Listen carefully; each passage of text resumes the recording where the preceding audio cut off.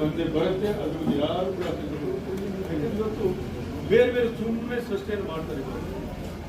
ಇಲ್ಲ ಸರ್ಕಾರದಲ್ಲಿ ದುಡ್ಡಿಲ್ಲ ನಿಮ್ಗೆ ಹೋಯ್ತು ಅನ್ನುವಂಥದ್ದು.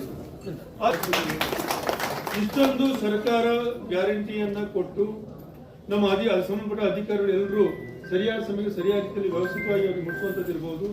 ಈ ರೀತಿಯೆಲ್ಲ ಮಾಡಿದ್ರು ಕೂಡ ವಿರೋಧ ಪಕ್ಷದವರಿಗೆ ಬರೀ ಟೀಕೆ ಮಾಡಿದ್ರೆ ಉದ್ಯೋಗನೋ ಅಥವಾ ಏನೋ ಗೊತ್ತಿಲ್ಲ.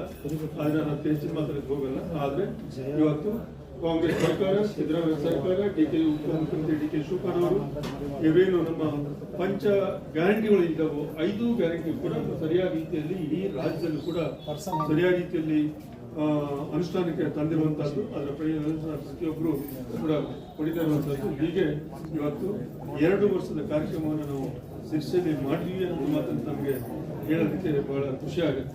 ಯಾಕಂದ್ರೆ ಇವತ್ತು ಎಲ್ಲೋ ಸ್ವಲ್ಪ ಜನ ಆಯ್ತು ಹೋಯ್ತು ಬಿಡಿ ಮುಗಿಸ್ಕೊಬಿಡ್ತು ಅನ್ನೋಕೆ ಆಗಲ್ಲ.